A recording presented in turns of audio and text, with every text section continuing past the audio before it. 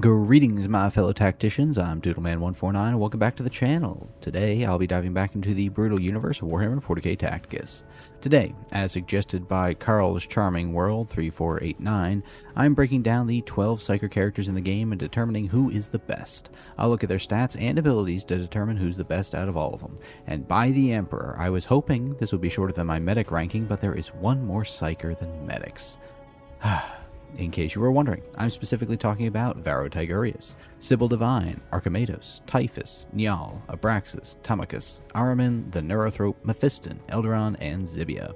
I think I already know who is the best, but perhaps I'll surprise both you and myself. Strap in, this is going to be another long one, and there will be an intermission. So grab your bolter and let's hop into this.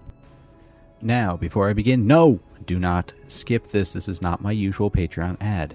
Instead, I just want to touch on my Crusade video from last week. I shit on that mode quite a bit, as I feel was right to do so with valid criticisms, and there was some pushback on that, as was to be expected.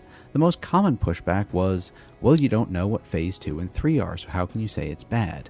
Well, just as a general, global response to that, basically copy and pasted response from so many people, no one really knows now, do they? Those two phases could be great. They could be shit. But just as there's no reason to be overly pessimistic on something, there's also no reason to just assume the best from Snowprint either. Toxic positivity can be just as bad as toxic negativity. So how about we all try to be realistic with the new mode, as they insist on calling the new spreadsheet. Also, to offer a final allegory on the matter. Let's say Crusade is a TV show with 10 episodes in its first season. The pilot episode really sucks. Should we be excited for the next 9 episodes? And if the show only gets good in its finale, was it actually good with 90% of it being bad or boring? It's food for thought. Anywho, on to why you came here, the Psyker ranking. Also, just please be kind to one another. My disclaimer about rude comments does not only apply to me. We are all here to have fun, so let's respectfully discuss things with our fellow tacticians in the comment section. Let's all try to learn and help each other out. The first thing we'll look at is the base stats for all these Psykers and compare them. And in case you didn't know, Psykers are not characters who can deal psychic damage. It's characters who have the Psyker trait. I'm also going to slightly shift the format this time. Instead of how I did the stats on each character, then their abilities, I'm going to look at each character, assess their stats, abilities, and give you my impressions before moving on to the next character. Hopefully that flows a lot better for you and is less of a headache for me. Also, as a note, for most of this video, all of my Psykers are legendary at this point, so while many of the ability visuals will say level 35, the stats will be slightly higher as stats increase with rarity. Also, some characters I don't have level 35 abilities, so those will obviously be lower, so don't pay much mind to any visual discrepancies. I cannot artificially change my character stats. First off, let's look at Varro Tigurius, the Chief Librarian of the Ultramarines. So for Tigurius, in terms of health, he has 1,735 health. His armor value sits at 376 armor. He deals 801 damage per hit with a 1-hit physical melee attack or a 1-hit psychic range 2 ranged attack. Physical damage has a 1% pierce ratio, while psychic damage has a 100% pierce ratio. For his movement, he has a movement value of 3. Looking at traits, Tigurius has just one, and that is Psyker. This just means that when Tigurius performs a normal ranged attack, it also deals 50% of its damage to a random adjacent enemy to the initial target. This effect is called Smite. Now let's move on to his abilities. For his active, Tigurius has Storm of Wrath. This ability launches an attack that deals 1 hit of psychic damage, doing between 714 and 856 damage to a target within range 2, and up to 4 additional adjacent enemies. This ability is basically Smite, but with more targets and no damage drop from target to target. It's best at spreading damage around to multiple targets and for crowd control. For his passive, we have Psychic Fortress. This passive ability makes it so that all adjacent friendlies have an added block with a 50% chance to block 171 damage. Any incoming psychic damage to these friendlies is also reduced by 342 damage. In all, I think Tigurius is fairly solid, if not a slightly underpowered offensive Psyker in terms of raw damage, and his armor is pretty bad. He really shines in his abilities, however. Storm of Wrath is a great crowd control ability that can also help to spread damage around to clustered enemies or reach ones that are connected in a long chain. For PvE, he's pretty good, especially in the Indomitus campaign, and is even a solid choice in KD Mirror to take out the Terminators. In PvP, though, he really only shines against other Psykers. He's rarely a priority target. Next, we have Sibyll Devine, the sanctioned Psyker of the Astra Militarum. So for Sibyll, in terms of health, she has 1,468 health. Her armor value sits at 534 armor. She deals 801 damage per hit with a 1-hit psychic melee attack and a 1-hit psychic range 2 ranged attack, with psychic damage doing 100% pierce ratio damage. For her movement, she has a movement value of 3. Next, let's look at the traits and abilities for Sibyll, and just like Tigurius, her only trait is Psyker, and I've already explained that, so moving on. For her abilities, her active is Psychic Maelstrom. This ability deals 1 hit of between 970 and 1027 psychic damage to a target within range 2. She then has a 75% chance to score another hit, and this extra hit chance cascades from here. If the 75% chance gets a hit, then it has a 50% chance to hit another, then a 25% chance to hit another, and lastly a 10% chance to hit a final 5th hit, meaning that even at Gold 1, she has the very unlikely capability of one-shotting literally every other character. This ability gains no elevation or other bonuses to damage and cannot score a critical hit. Her passive ability is Night Shroud, and unlike the relatively complex active ability she has, this passive sees Sibyll give all adjacent allies who start their turn next to her a 1-turn long infiltrate trait, while also having those affected allies take 142 less damage per hit in the following turn. Sibyll is kind of a funny duck. She has got less health than Tigurius, but when it comes to an enemy with low pierce damage, she's actually a good bit tankier than Tigurius is, despite him, being an Astartes. Her passive is actually underrated as hell because it negates Overwatch teams while also severely hampering the damage output of any multi-hit characters like Malgan Ra, for example. Her active is frustratingly inconsistent, but it also has massive, uncontrollable potential, being capable of dishing out over 5,000 unblockable damage, so she is definitely a mixed bag. Abraxas, the Infernal Master of the Thousand Suns, is next on our list. For Abraxas, in terms of health, he has 1,868 health. His armor value sits at 534 armor. He deals 480 damage per hit with a 2-hit flame melee attack or a 1-hit psychic range 2 ranged attack. Flame damage has a 25% pierce ratio, while psychic damage has a 100% pierce ratio. For his movement, he has a movement value of 3. Now let's look at the traits and abilities for Abraxas. His traits are Weaver of Fates and Psyker, obviously. Weaver of Fates makes it so that if 3 or more enemies have taken psychic damage this turn, then Abraxas deals his maximum possible damage with his attacks. Psyker has already been explained. For abilities, Abraxas' active ability is Malefic Maelstrom. This causes Abraxas to summon a pink horror on an adjacent hex you choose, and from that moment on, whenever an enemy takes psychic damage from any source this turn, Abraxas summons a Screamer of Zinch in a free hex adjacent to him. I would get into the stats of these summons, but I'll hold off for now. I'll save that all for an NPC ranking video down the road. His passive ability, Infernal Pacts, makes it so that friendly adjacent Chaos units do an extra psychic hit dealing between 285 and 570 damage when using a regular ranged attack, and demons affected by this also score an extra hit with their normal melee attacks. Abraxas is the mainstay of the Thousand Suns lineup. His ability to swarm the board with fairly powerful summons makes him a menace, and that's not even mentioning when he can be repositioned by Yazgor to spawn a total of 12 summons possibly. His damage is a bit lacking at range, doing basically half of Tigurius or Sibyl's, but his ability to summon allies and allows them to do extra damage is really what makes him more of a support summoner than a straight-up combatant. Thaumachus is the Exalted Sorcerer of the Thousand Suns and the next Psyker on our list. In terms of health, he has 2,003 health because 2,000 is just too clean of a number for Snowprint to use. His armor value sits at 480 armor. He deals 721 damage per hit with a 1-hit flame melee attack or a 1-hit psychic range 2 ranged attack. Flame damage again has a 25% pierce ratio, while psychic damage has a 100% pierce ratio. For his movement, he has a movement value of, who'd have guessed it, 3. And looking at his traits, we have Psyker, Weaver of Fates, and Flying. Psyker and Weaver of Fates have already been explained, but Flying just means that Thaumachus can't be stopped by elevation, impassable hexes, or other hexes that stop movement. For abilities, in terms of his active, Thaumachus has Attempted Possession. This ability lets you pick an enemy within 2 hexes, and then this enemy, along with anything that it's summoned, immediately does a normal attack against the closest enemy, preferring unpossessed targets. These attacks max out at 95% of the target's max damage to a maximum of 1,568 damage per hit. Possessed summons will also move before attacking. His passive is Arcane Shield, and this makes it so that after moving, Thaumachus gives a shield to the closest friendly unit within 2 hexes. The shield would go first to a Thousand Sun unit. If none are in range, then any other Chaos unit is next, then any friendly, or if no one else can take the shield, Thaumachus gets the shield for himself. The shield has 1,568 health and lasts for 1 round. If Thaumachus doesn't move, then the shield appears at the end of his turn. Now, do not report me to the Inquisition for this, but I think that Thaumachus is honestly really underrated.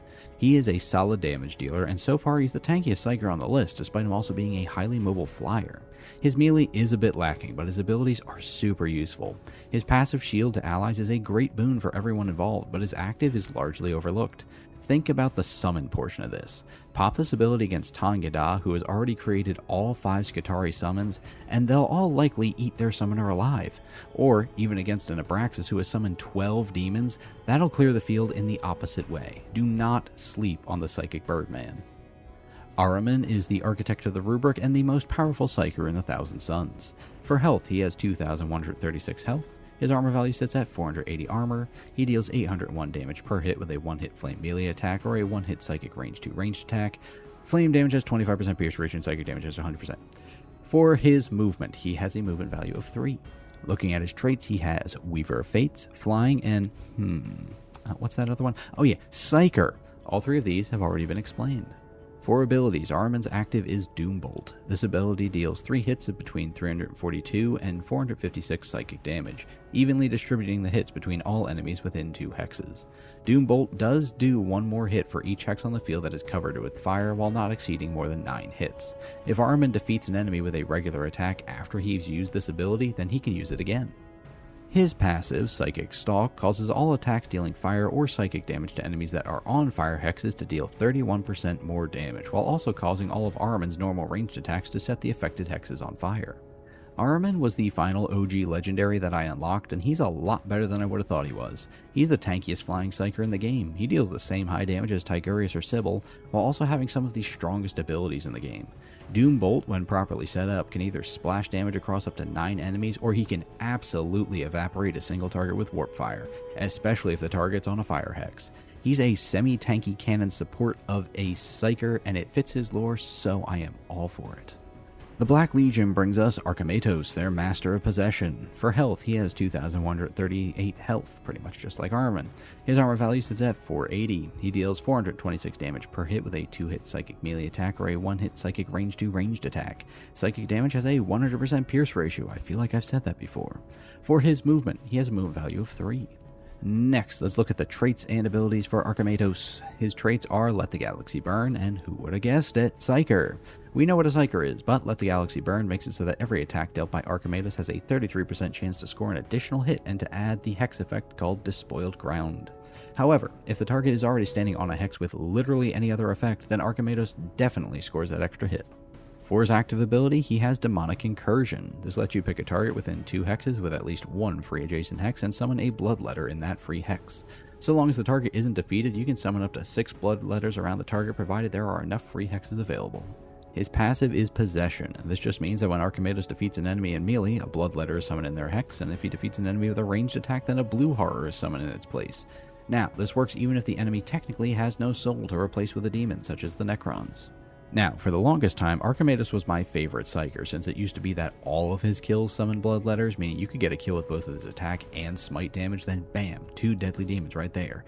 But now, his ranged attacks summon the inferior Blue Horrors. He's a bit tankier than I thought he was, but his range damage, without the extra hit from his faction trait, severely limits his damage output. He can theoretically do around 1,300 damage with his melee attack, but he's a Psyker in Tacticus, so his durability isn't exactly fitted for that kind of battle.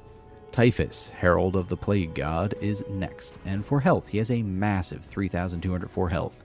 His armor value sits at a very tanky 667 armor, and he deals 480 damage per hit with a 1-hit power melee attack or a 1-hit psychic range 2 ranged attack. Power damage has a 40% pierce ratio, while psychic damage has a 100% pierce ratio. For his movement, he has a subpar movement value of 2. Next, let's look at the traits and abilities for this stinky boy. His traits are Contagions of Nurgle, Resilient, Terminator Armor, and Psyker. For once, I get to explain more than one trait. Contagions of Nurgle decreases the armor of enemies with an expanding aura by 20%. If an enemy is within 2 layers of this aura, then they lose 40% armor while affected. For rounds 1 and 2, it has an aura range of 1. For rounds 3 and 4, it extends to 2 hexes. And for turn 5 and beyond, this aura reaches out to 3 hexes. Resilience just makes it so that if Typhus would have been defeated by an attack, he instead survives at 1 health, unless overkilled. Terminator Armor reduces the damage of the first attack against Typhus by 75% unless it deals psychic or direct damage, and Psyker, well, we already know. For abilities, Typhus's active is Plague Wind. This ability deals one hit of between 1027 and 1283 psychic damage to a target within 2 hexes. From there, any enemies adjacent to the initial target take one hit of between 770 and 970 psychic damage, and again, any further enemies adjacent to at least one secondary target take one hit of between 570 and 714 psychic damage. This is a massive hit to a bunch of clustered enemies, perfect for horde modes. His passive is Destroyer Hive, and this very plainly deals one hit of direct damage, dealing between 398 and 456 damage to an enemy adjacent to Typhus at the start of his turn. Typhus is by and large the tankiest Psyker in the game. His health and armor are comparably through the roof. He's slow as hell though, and his melee damage is pretty awful, especially if the target moves away to avoid the Destroyer Hive damage. Even with the Destroyer Hive damage, his melee is pretty terrible, since power isn't exactly the best against high armor enemies. His active is a great crowd cleaner, even if it does diminish its effectiveness the further it hits. He's a psychic roadblock, but his active, being once and done, makes him a one-trick pony in that regard. Njal, the Space Wolves Lord of Runes, is next, and the Emperor help me. If you've been around a while, you know how I feel about this furry fool. His health, he sits at 2,136 health, a far cry from our last Terminator Psyker. His armor value sits at 694, which is admittedly impressive. He deals 214 damage per hit with a 3-hit psychic melee attack or a 2-hit psychic range to ranged attack. Psychic damage has a 100% pierce ratio, and like other Terminators, he has a movement value of 2.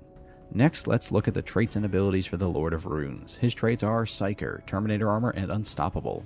Psyker and Terminator have already been explained, but Unstoppable is just a ground-based version of flying, meaning that hexes that would otherwise stop movement do not affect Njal. For abilities, Njal brings the uber-powerful Stormcaller. This incredibly impressive ability allows Njal to target an enemy within 3 hexes and call down a storm of ice, blanketing the hex and all adjacent hexes with ice. After that, all enemies on the field standing on ice take 3 absolutely devastating hits of between 142 and 200 psychic damage.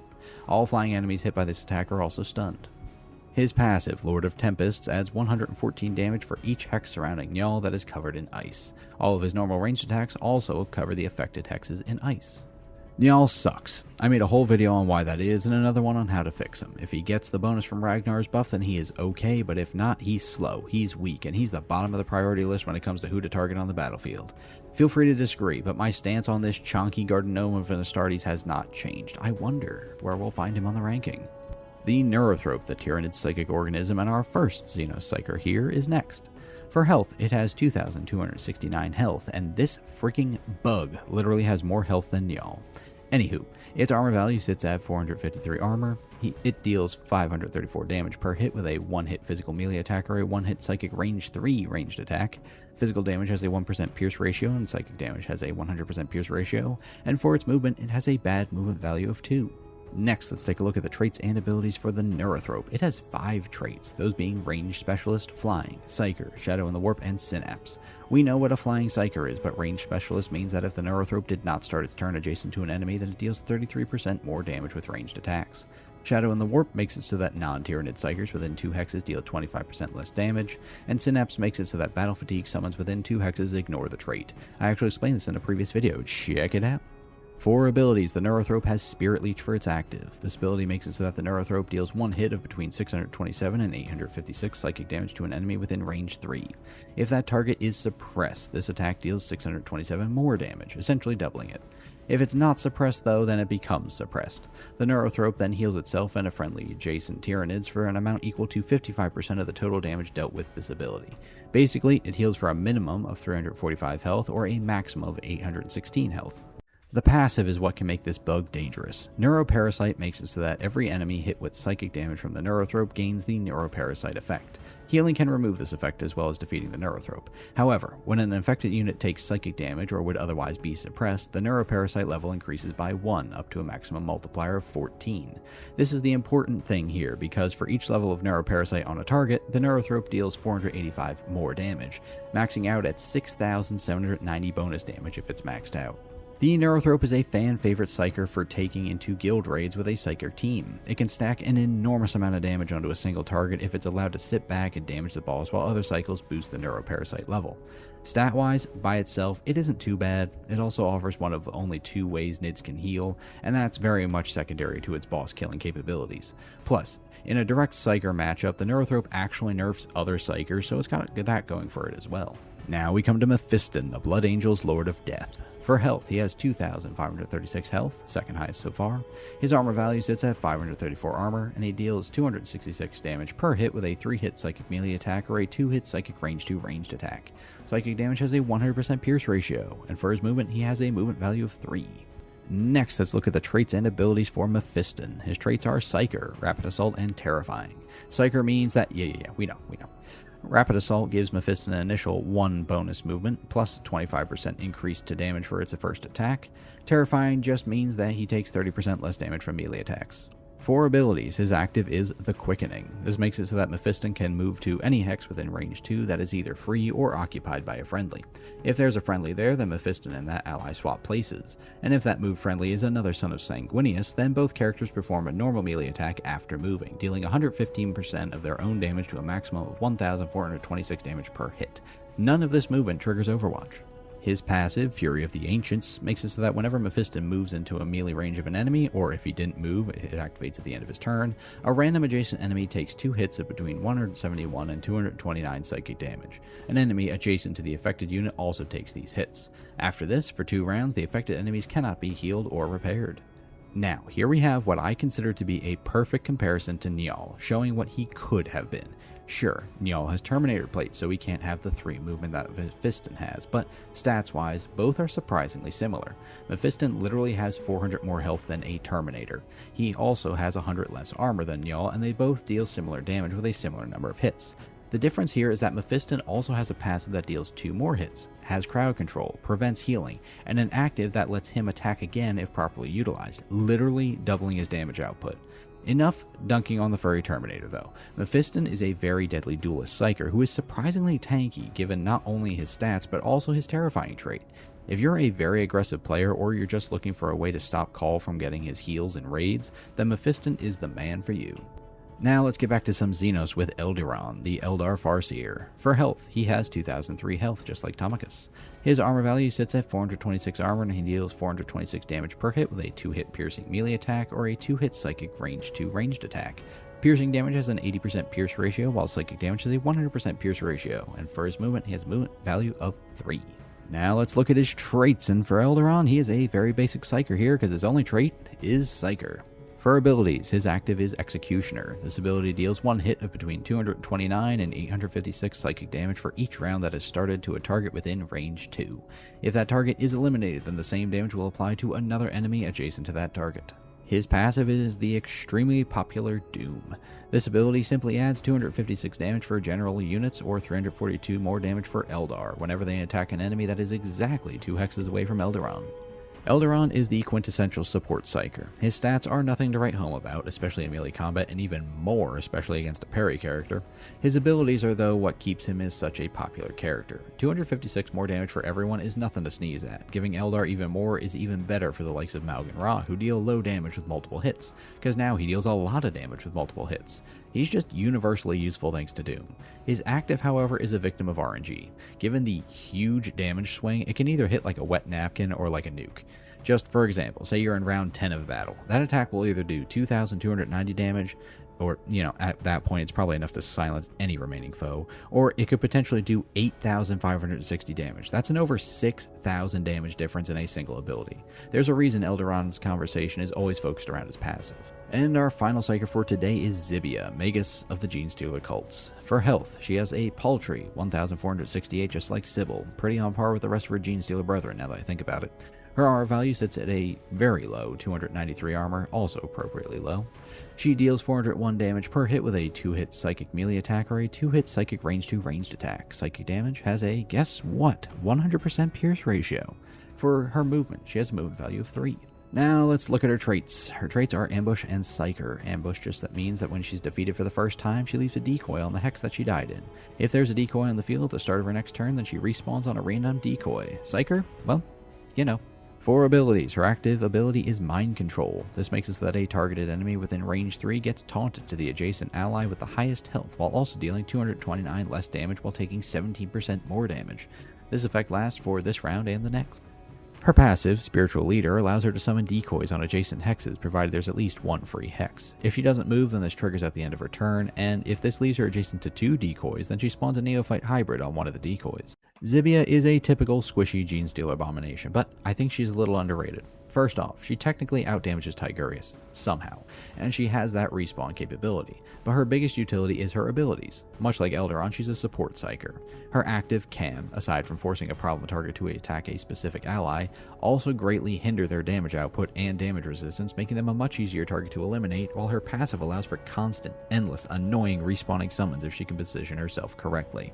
I would not sleep on, or with, this freaky chick. You know, it's nice to see that unlike the medic list where the Imperials just dominated the board, there's a pretty even distribution with Psykers. The Imperials have 4, Xenos have 3, and Chaos has 5. And so here's the intermission I talked about. Go get some water, stretch, purge some heretics, whatever, then come on back for the rankings.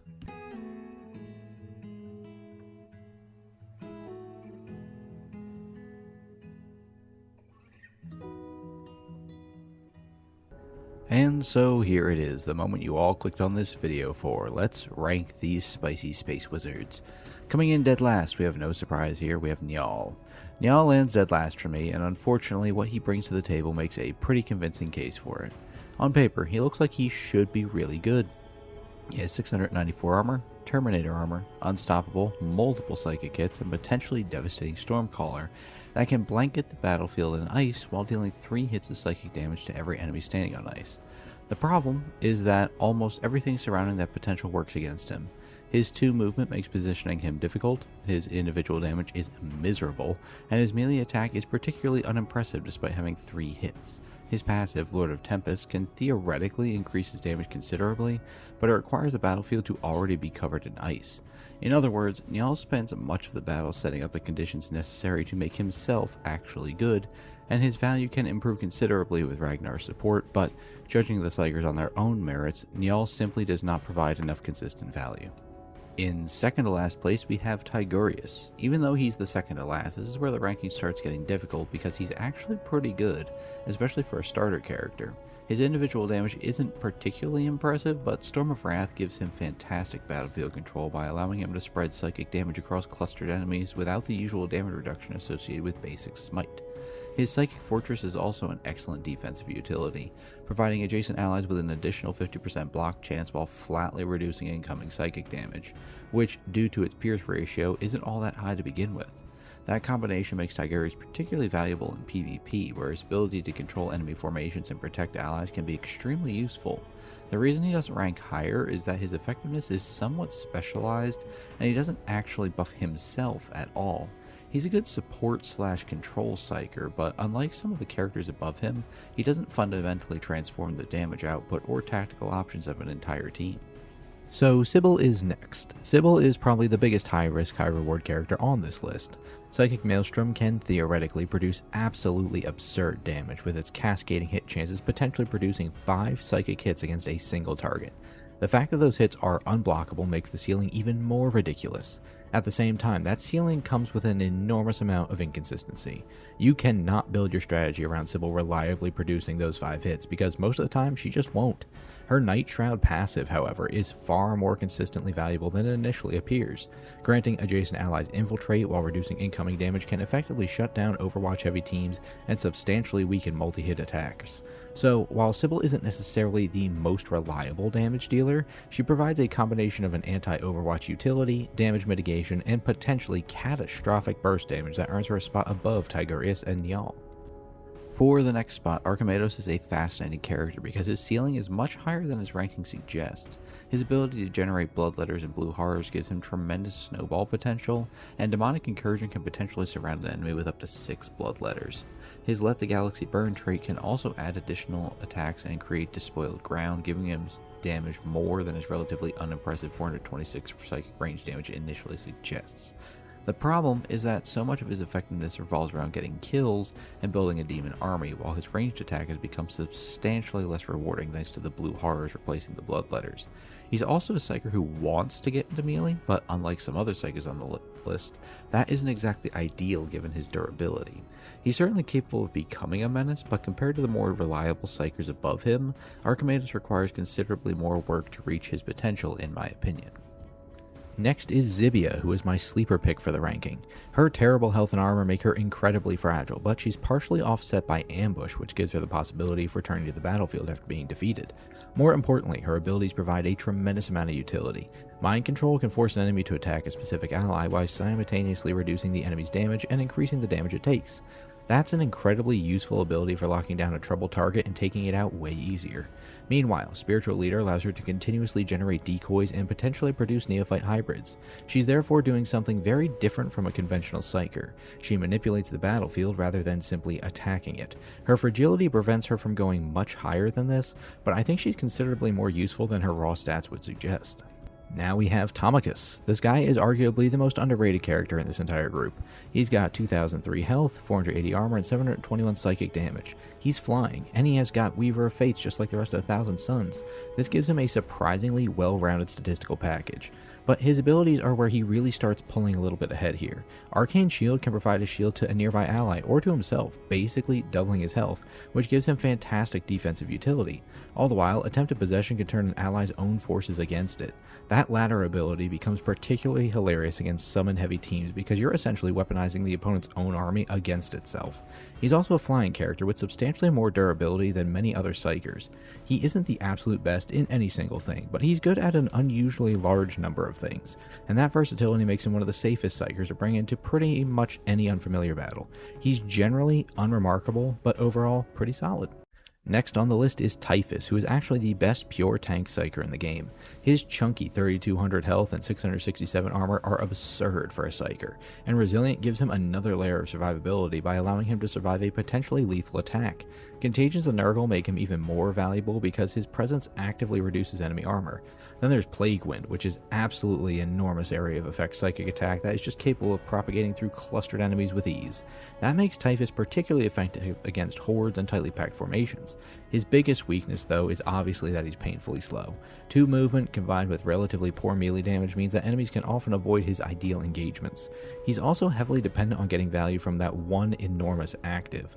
Still, when Typhus gets into position, he is an absolute nightmare to remove and can devastate an entire formation.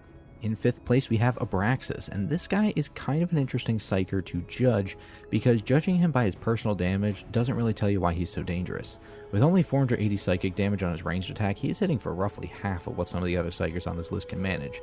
But Abraxas isn't really designed to be a traditional damage dealer. His entire kit revolves around turning psychic damage into an ever-growing demon army. Malefic Maelstrom allows him to summon a pink horror and then generate bunches of screamers whenever enemies take psychic damage, meaning that the more psychic activity happening around him, the more dangerous his position on the battlefield becomes. His Infernal Pax passive takes that idea even further by giving adjacent Chaos units an additional psychic hit on their ranged attacks while demons gain an extra hit on their normal melee attacks, 2 things that immediately come into play when he's summoning his demons. That makes Abraxas much less of a traditional combat Psyker and much more of a support summoner who amplifies the psychic output of his entire team. His biggest weakness is that his personal damage is mediocre and his effectiveness depends heavily on having the right team set up around him. But when that setup comes together, Abraxas can completely overwhelm the battlefield with bodies and indirect damage. Mephiston is where the ranking transitions from good Psykers into genuinely dangerous Psykers. His combination of pretty good health, 3 movement, rapid assault, and terrifying makes him much more durable and mobile than you'd expect from any other Psyker. More importantly, his kit is designed to actively hunt things down. The Quickening can reposition him, swap him with an allied Blood Angel, and potentially allow both characters to perform additional attacks. Even without that, he still performs an extra attack. Meanwhile, Fury of the Agents provides additional psychic damage, spreads that damage to adjacent enemies, and prevents healing for 2 whole rounds. That is an enormous amount of utility packed into a single passive. He can function as an assassin, a duelist, an anti-healing specialist, and an aggressive melee threat all simultaneously. If your goal is to put a Psyker directly into the enemy's face and make that enemy die, then Mephiston is one of the best choices available. And now we're at the top 3, and this one is always bound to be contentious. So in 3rd place we have the Neurothrope. this guild raid fan favorite bug is arguably the most terrifying specialist psyker on this list. His individual stats aren't spectacular, but his Neuroparasite fundamentally changes the way psychic damage scales against a target. Every time an infected enemy takes psychic damage or would otherwise become suppressed, its Neuroparasite level increases, eventually reaching 14 stacks and providing up to almost 7,000 bonus damage from the Neurothrope. That is an absurd scaling mechanic when paired with other Psykers. His Spirit Leech also gives him a little bit of sustainability while providing suppression and additional damage against already suppressed enemies. Add in Shadow in the Warp, which reduces the damage of nearby non-Tyranid Psykers, and you have a character that can simultaneously amplify his own damage, sustain himself, punish enemy Psykers, and become one of the game's premier guild raid boss killers. His ranking is not based on him being universally superior to everyone else. It's because when you're talking specifically about a Psyker's ability to exploit psychic damage, this Nid can become absolutely monstrous. The runner-up for this list is Ahriman, and this is where things get ridiculous. He's already pretty durable for a Psyker, with 2,136 health and 480 armor, while also being a flying menace. His 801 psychic ranged attack damage is on par with the likes of Tigurius, but his real strength is his interaction between Doombolt and his psychic Stalk abilities. Doombolt can begin with 3 psychic hits and gain additional hits based on the number of fire hexes on the battlefield, potentially reaching those 9 hits. Then Psychic Stalk increases fire and psychic damage against enemies standing on fire, while Ahriman's normal ranged attacks create even more fire. This means Ahriman can effectively create the conditions that make himself stronger. He's simultaneously a durable ranged attacker, battlefield controller, fire and psychic amplifier, and potential single target executioner if there's only one target in range when Doombolt is activated. The only reason I don't put him at number 1 is that the final character above him brings even more universal value to a team. So that leaves us with, begrudgingly, Eldryon taking the crown. The funny thing is that Eldryon isn't remotely the most impressive Psyker when you look at his personal stats. His 426 armor and 426 damage per hit are downright mediocre compared to some of the monsters on this list. His active, Executioner, is also heavily RNG dependent and can produce wildly different results depending on how many rounds have passed. But none of that matters because of one ability, Doom. Adding 256 damage to attacks from general units and 342 damage to attacks from Eldar is an enormous amount of value when you consider that it applies to every qualifying attack made by your team. A character like Malgan Ra, for example, can transfer that bonus into a massive increase in total output because he's already making multiple attacks. Suddenly, Eldryon's relatively unimpressive personal damage becomes irrelevant. He's not the weapon. He's the character making everyone else's weapons better. That's ultimately why I put him above the Neurothrope and Ahriman. Neurothrope can become an incredible boss killer under the right circumstances. Ahriman can unleash absurd amounts of psychic damage when the battlefield is properly prepared. Eldryon, however, can walk onto the battlefield and immediately make an entire team better. His value isn't dependent upon personally getting kills, stacking an elaborate setup, or surviving long enough to reach some enormous damage threshold. He simply makes your other characters hit a lot harder, and that's the kind of ability that remains valuable across an enormous variety of game modes and team compositions. And so I guess that is my rundown of the 12 Psykers we have in Tacticus at the moment, and my assessment as to who's the best. Njal, he is unsurprisingly cheeks, and Eldryon is at the top, despite being such a generic year 1 pick. Everyone else falls somewhere in between, with Imperial Psykers ranking surprisingly low except for Mephiston. What did you guys think of my ranking? Who would you put where? Let me know in the comments below. And if you found this guide helpful or fun or entertaining in any way, then please hit that like button, subscribe, and ring that bell for more of my Tacticus content. Thank you to Zaintor as always for being the OG and best Patreon patron. Next, thanks to Wog Boys over on YouTube for his support as well. Mr. Anonymity is still holding on for another video as a true Doodle fan, along with Kislar, the newest member of our ranks. Also, another huge thank you to TizBrandonZR1719 / Brandon Gaston for maintaining that ultra Doodle fan status as a YouTube channel member. So I guess until next time, I've been Doodleman149, and remember to purge the heretics, suffer not the Xenos to live, and reclaim the galaxy for the Emperor!